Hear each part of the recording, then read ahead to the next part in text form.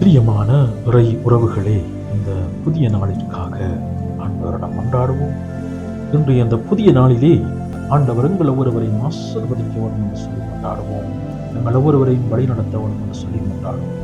இன்றைய நாளிலே திருத்தூதர் புனித பேதுருவின் தலைமை பீடம் அவருடைய பெருவிழாவை கொண்டாடுகின்றோம். இந்த திருத்தூதரனுடைய நற்பண்புகளை பின்பற்றி அவர் இயேசுவுக்காகவும் நற்செய்திக்காகவும் தன்னை முழுமையாக அர்ப்பணித்தது போல நாங்களும் திருமுழுக்கு பெற்ற ஒவ்வொருவரும் இயேசுவுக்காகவும் நற்செய்திக்காகவும் உங்கள் பணியை தொடர, எங்களுடைய பணியை அர்ப்பணிக்க இன்றைய அந்த நாளிலே வேண்டுவோமாக. இன்றைய நாளில் ஆண்டவர் தருகின்ற இறை வார்த்தைக்கு செவிமடுப்போம்.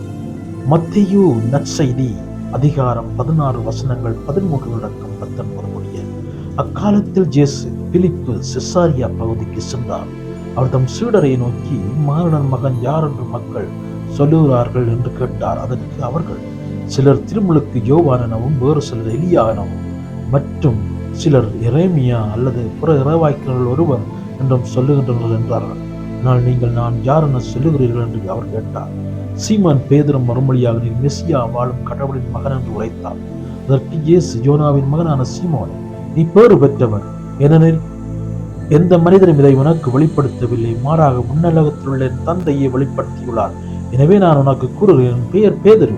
இந்த பாறையின் மேல் திருச்சபையை கட்டுவேன், பாதாளத்தின் வாயில்கள் அதன் மேல் வெற்றி கொள்ளா. முன்னரசின் திறவுகோல்களை நான் உன்னிடம் தருகிறேன்.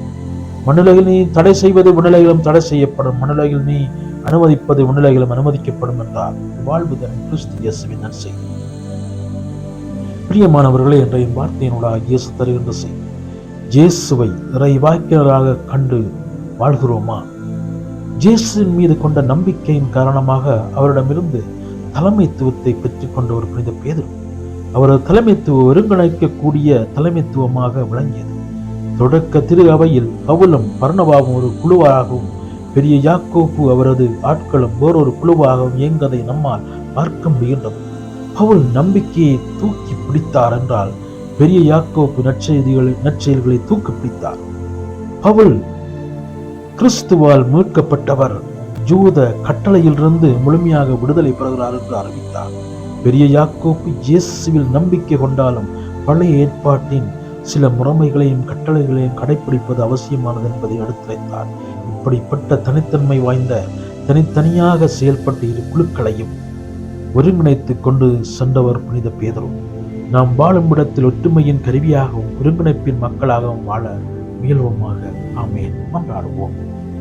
அவருடைய அந்த சாட்சிய வாழ்வை நாங்கள் பின்பற்றி இன்றைய நாளிலே வாழ ஆண்டவரிடம் கொண்டாடுவோமாக.